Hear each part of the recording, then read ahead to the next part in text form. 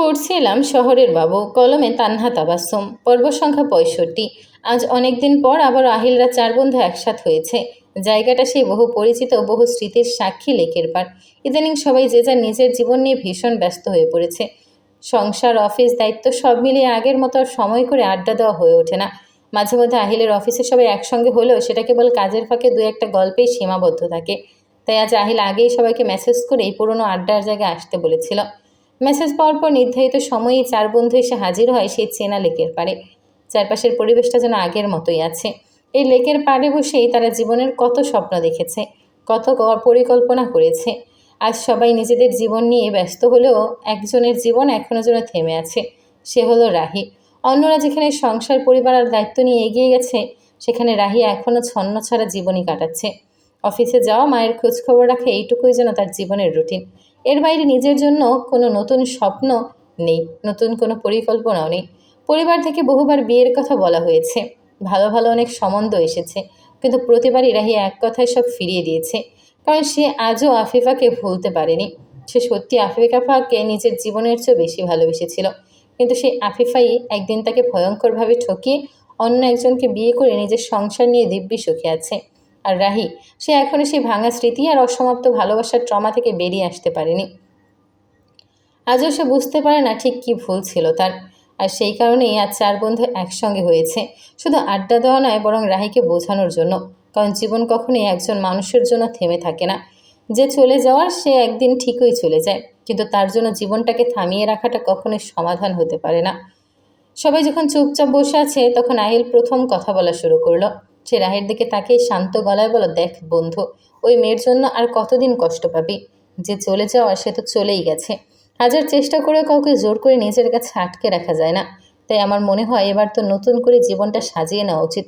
বিশ্বাস কর, তুই যদি নিজের জীবনে নতুন একটা অধ্যায় শুরু করিস, তাহলে ধীরে ধীরে এই পুরনো স্মৃতিগুলো থেকেও বেরিয়ে আসতে পারবি। আহিল একটু থেমে আবার বলে, এই যে এমন সন্ন্যাসীর মতো জীবন কাটাচ্ছিস, একদিন দেখবি এসব মনে করে নিজেরই হাসি পাবে। তখন মনে হবে জীবনে এতগুলো মূল্যবান সময় শুধু শুধু নষ্ট করে ফেলেছিস। তাই সময় থাকতে নিজের জীবনটাকে আবার গুছিয়ে নে। এরপর সে একটু গভীর দৃষ্টিতে রাহির দিকে তাকিয়ে বলে, আর একটা কথা মনে রাখিস, তুই যাকে চাস সে তোকে চায় না। সে আজ অন্য কারোর সঙ্গে নিজের জীবন নিয়ে ভালোই আছে, কিন্তু যে তোকে চায় সে আজও তোকে ছাড়া ভালো নেই। আজও সে তোর অপেক্ষায় আছে। আহিলের শেষ কথাটা শুনে যেন রাহি নিজের ভাবনার জগৎ থেকে হঠাৎ বাস্তবে ফিরে এলো। এতক্ষণ সে চুপচাপ মাথা নিচু করে বসেছিল। ধীরে ধীরে মাথা তুলে অবাক চোখে আহিলের দিকে তাকিয়ে বলল, একটু আগে কি বললি তুই? আমার জন্য আজও কেউ অপেক্ষা করছে?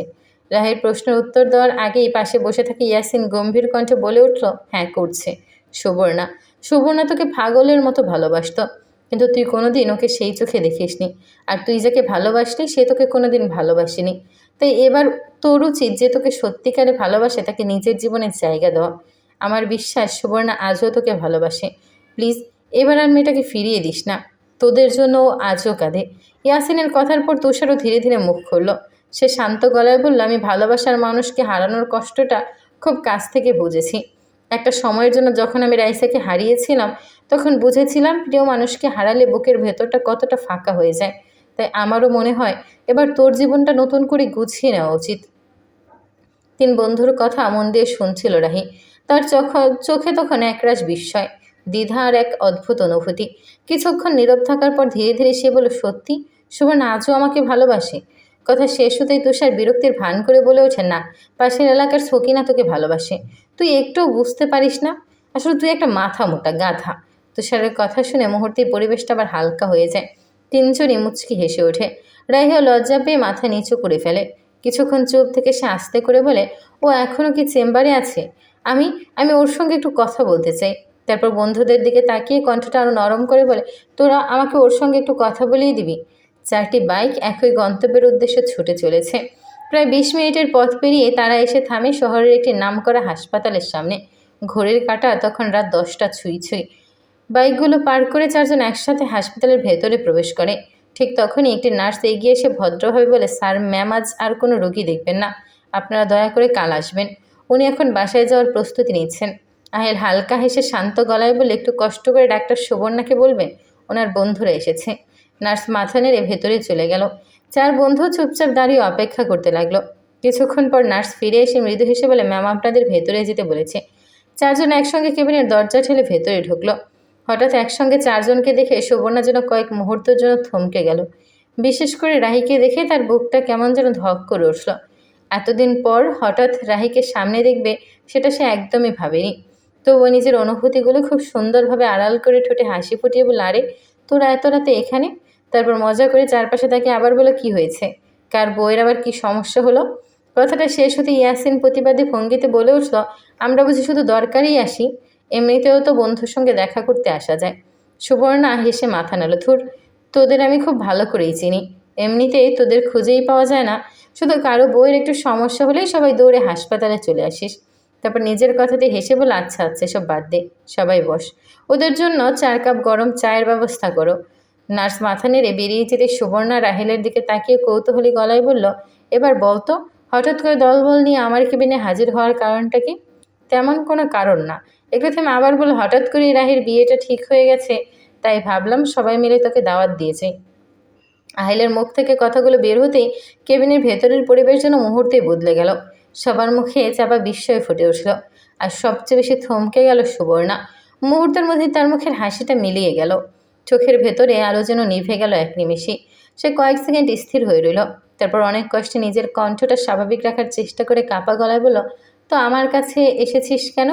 সুবর্ণার কণ্ঠের ভাঙনটা তুষারের চোখ এড়ালো না। সে মুহূর্তেই পুরো বিষয়টা বুঝে ফেলল। তাই দ্রুত কথাটা সামলে নিয়ে হেসে বলল, আরে পাগলি, তুই তো আমাদের খুব ভালো বন্ধু, তোকে না জানিয়ে রাহির বিয়ে হয়ে যাবে এটা কি কখনো হয়? তাই তোকে দাওয়াত দিতে এসেছি। এতক্ষণ চুপ করে থাকা রাহি এবার ধীরে ধীরে মাথা নিচু করে বলল, আমি চাই আমার বিয়ের সব কেনাকাটা তুই নিজের পছন্দ করে দিস। কথাটা বলার সময় রাহির চোখ ছিল নিচের দিকে, তাই সে দেখতে পেল না। তার ঠিক সামনেই একজোড়া আহত ছলছল চোখ অপলক তাকিয়ে আছে তার দিকে। সেই চোখে ছিল বিস্ময়, অভিমান, না বলা ভালোবাসার বুক ভরা কষ্টের মিশ্র ছাপ। ঠিক তখন একজন স্টাফ ট্রেতে করা ধোয়া ওঠা চা নিয়ে ভেতরে প্রবেশ করলো। সবার সামনে একে একে চায়ের কাপ রেখে আবার নিঃশব্দে বেরিয়ে গেল। শোভনা দ্রুত নিজের চোখের ভেজা ভাব লুকিয়ে নিল। মুখে আবার জোর করে একটা স্বাভাবিক হাসি এনে সবার দিকে তাকিয়ে বলল, চা ঠান্ডা হয়ে যাবে, এসো সবাই আগে চা খেয়ে নাও। কথাটা বললেও তার কণ্ঠে আগে সেই প্রাণচাঞ্চল্য ছিল না। মুখে হাসি থাকলেও বুকের ভেতরটা তখন যেন নিঃশব্দে ভেঙে চুরমার হয়ে যাচ্ছিল। পরিস্থিতিটা একটু হালকা করার জন্য সুবর্ণা নিজের কষ্টটাকে যতটা সম্ভব আড়াল করে ঠোঁটে জোর করে একটা হাসি ফুটিয়ে বলল, তো রাহি আন্টি কেমন আছেন? ওনার শরীর এখন ভালো তো? রাহি হালকা একটা দীর্ঘশ্বাস ফেলে চুপচাপ উত্তর দিল, না, একদমই ভালো নেই, দিন দিন যেন আর দুর্বল হয়ে যাচ্ছেন। একটু থেমে আবার বলল, তাই ভাবছি এবার ওনার একমাত্র ছেলে হিসেবে বউকে ঘরে তুলে দিই। দিনরাত শুধু একটাই কথা বলেন, বাবা এবার তুই বিয়ে কর, আমার বৌমাকে দেখে যেতে চাই, তাই ভাবলাম মায়ের শেষ ইচ্ছেটা অন্তত পূরণ করি। কথাগুলো খুব স্বাভাবিক গলায় বললেও শেষের কথাটা যেন একটা চাপা দীর্ঘশ্বাস লুকিয়েছিল। তারপর একটু মুচকি এসে আবার বলে, তবে একটা চিন্তা হচ্ছে। সুবর্ণা নিজের কষ্ট ভুলে স্বাভাবিক থাকার চেষ্টা করে জিজ্ঞেস করে, কেন, কি চিন্তা? রাহি শান্ত গলায় বলে, মেয়েটা চাকরিজীবী, তাই হয়তো আমাকে খুব বেশি সময় দিতে পারবে না। সুবর্ণা মাথা নেড়ে বলল, তাই নাকি? রাহি আবার বলো, হ্যাঁ। তারপরও মা খবরটা শুনলে অনেক খুশি হবে, সেটাই আমার সবচেয়ে বড় শান্তি। প্রতিটি শব্দ যেন ধারালো ছুরির মতো এসে বিঁধছিল সুবর্ণার বুকে। সে আর কিছুই শুনতে পারছিল না। মনে হচ্ছিল চারপাশের সব শব্দ ধীরে ধীরে মিলিয়ে যাচ্ছে। শুধু রাহির প্রতিটা কথাই কানে বারবার প্রতিধ্বনিত হচ্ছে। রাহির বিয়ে, মেয়েটা চাকরিজীবী, মাকে বউ এনে দেব। কথাগুলো যেন তার হৃদয়ের উপর একটার পর একটা আঘাত করে চলেছে। অনেক কষ্টে নিজের চোখের জল আটকে রাখল সে। কারোর সামনে দুর্বল হতে চায় না। তাই দ্রুত নিজের সামনে রাখা টেবিল থেকে প্রয়োজনীয় ফাইল আর ব্যাগটা হাতে তুলে নিয়ে যতটা সম্ভব স্বাভাবিক থাকার চেষ্টা করে বলল, আমি আজ উঠি রে, বাসায় একটু কাজ আছে। সে আর এক মুহূর্ত সেখানে দাঁড়িয়ে থাকতে চাইছিল না, কারণ আর কিছুক্ষণ থাকলে হয়তো নিজের চোখের জল আর ধরে রাখতে পারবে না। ঠিক তখনই আহিল বলে উঠল, আচ্ছা তাহলে রাহির বিয়ের শপিং করতে যাবি কবে? প্রশ্নটা শুনে সুবর্ণা যেন ভেতরে ভেতরে আরও ভেঙে পড়ল। মনে হচ্ছিল বুকের ওপর কেউ বিশাল একটা পাথর চাপিয়ে দিয়েছে। অনেক কষ্টে গলা সামলে ধীরে ধীরে বলল, আমি বোধহয় সময় পাবো না রে। একটু থেমে আবার বললো, তোরা সবাই মিলে করে নিস। তারপর জোর করে ঠোঁটে হাসি এনে বলল, আর ওর বউকেও সঙ্গে নিয়ে যাস। সব মেয়েরই তো স্বপ্ন থাকে নিজের বিয়ের কেনাকাটা নিজে হাতে করার। কথাগুলো শেষ করে আর দাঁড়িয়ে থাকলো না সুবর্ণা। চেয়ার ছেড়ে ধীরে ধীরে দরজার দিকে হাঁটতে শুরু করলো। তার প্রতিটা পদক্ষেপ যেন অসহ্য ভারী হয়ে উঠেছে। মনে হচ্ছিল প্রতিটা পা ফেলার সঙ্গে সঙ্গে বুকের ভেতরটা আরও একটু করে ভেঙে যাচ্ছে। কিন্তু ঠিক 2 পা এগোতেই হঠাৎ সামনে এসে কেউ তার পথ আটকে দিল। সুবর্ণা অবাক হয়ে সামনে তাকাতেই দেখলো রাহি তার সামনে হাঁটু গেড়ে বসে, এক হাতে একটা ছোট্ট রিং বক্স আর অন্য হাতটা আলতো করে তার দিকে বাড়িয়ে রেখেছে। চারপাশ মুহূর্তে নিস্তব্ধ হয়ে যায়। তারপর রাহি গভীর ভালোবাসা ভরা চোখে তাকিয়ে মৃদু হেসে বলল, নিজের বিয়ের শপিং নিজেই করবে না? একটু থেমে আবার বলল, উইল ইউ ম্যারি মি? কথাটা শুনে যেন মুহূর্তের জন্য পৃথিবীটাই থেমে গেল। সুবর্ণা সম্পূর্ণ স্থির হয়ে দাঁড়িয়ে রইল। মনে হচ্ছিল সে ভুল শুনছে। এটা কি সত্যি, নাকি সে কোনো স্বপ্ন দেখছে? যে মানুষটাকে বছরের পর বছর নিঃশব্দে ভালোবেসে এসেছে, যার জন্য অগণিত রাত কেঁদেছে, আর সেই মানুষটাই তার সামনে হাঁটু গেড়ে বসে তাকে বিয়ের প্রস্তাব দিচ্ছে। তার চোখ দুটো বিস্ময়ে বড় বড় হয়ে গেল। ঠোঁট কাঁপছে কিন্তু কোনো শব্দ বের হচ্ছে না। আর রাহি এখনও ধৈর্য ধরে নিজের হাতটা বাড়িয়ে রেখেছে। সুবর্ণার কাছে পুরো ঘটনাই যেন অলৌকিক এক স্বপ্নের মতো লাগছিল। সে কিছুতেই বিশ্বাস করতে পারছিল না। সত্যি কি রাহি তাকে বিয়ে করতে চায়? সত্যি কি এতদিনের অপেক্ষার শেষ হতে চলেছে? ঠিক তখনই পাশে দাঁড়িয়ে থাকা তুষার হেসে বলে উঠল, এই গাধি, এবার হাতটা দিবি নাকি সত্যি রাহিকে অন্য জায়গায় বিয়ে করিয়ে দেব? তুষারের কথায় যেন বাস্তবে ফিরে এলো সুবর্ণা। আর এক মুহূর্ত দেরি করল না। কাঁপতে কাঁপতে নিজের হাতটা বাড়িয়ে দিল রাহির দিকে। রাহির সঙ্গে সঙ্গে সেই হাতটা শক্ত করে নিজের হাতে ধরে ফেলল। সেই স্পর্শে যেন বছরের পর বছর জমে থাকা সমস্ত অপেক্ষা, কষ্ট আর না বলা অনুভূতিগুলো এক মুহূর্তে মিলিয়ে গেল। রাহি ধীরে ধীরে উঠে দাঁড়ালো। তারপর কোনো দ্বিধা না করেই সুবর্ণাকে শক্ত করে নিজের বুকে জড়িয়ে নিল। এতদিনের না পাওয়া ভালোবাসা অবশেষে যেন নিজের ঠিকানায় পৌঁছে গেল। সুবর্ণা আর নিজেকে আটকে রাখতে পারল না। সে দুই হাত দিয়ে রাহিকে শক্ত করে জড়িয়ে ধরল। তার চোখ বেয়ে নেমে এলো আনন্দের অশ্রু। আজকের এই কান্না আর কষ্টের নয়। আজকের এই কান্না বহু বছর অপেক্ষা পূরণ হওয়ার। দুজনকে এভাবে জড়িয়ে থাকতে দেখে তুষার নাটকীয় ভঙ্গিতে চোখে হাত দিয়ে বলে উঠল, আস্তাক ফিরুল্লাহ, আমার চোখ দুটো যেন খুলেই আসছে। এসব কি দেখছি ভাই? তার কথা শেষ হতে ইয়াসিন এগিয়ে এসে তুষারের পিঠে একটা চাপড় মেরে হেসে বলল, এইসব করতে জানিস না? তাহলে এমনি এমনি তুই বাবা হচ্ছিস নাকি? কথাটা শুনে সবাই হো হো করে হেসে উঠল। তুষার কিছু একটা বলার জন্য মুখ খুলতে আহিল সঙ্গে সঙ্গে আঙুল তুলে বলে, মুখ সামলে কথা বলবি।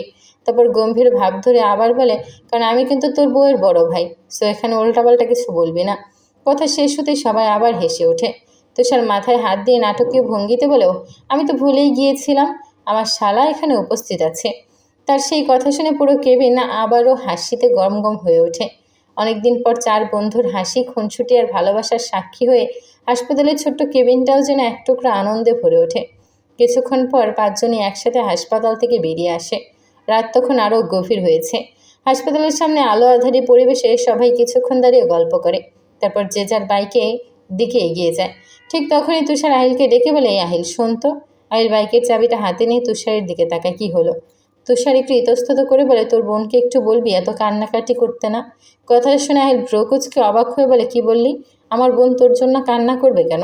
তুষার এবার সিরিয়াস হয়ে দীর্ঘশ্বাস ফেলে বলে, মজা করিস না দোস্ত। রাইসা আজও আমাকে যেতে বলেছে, কিন্তু রোজ রোজ কি আর এভাবে শ্বশুর বাড়িতে যাওয়া যায়? ওর শরীরের কন্ডিশনের জন্য ওকে আমার বাসায় নিয়ে আসতেও পারছি না।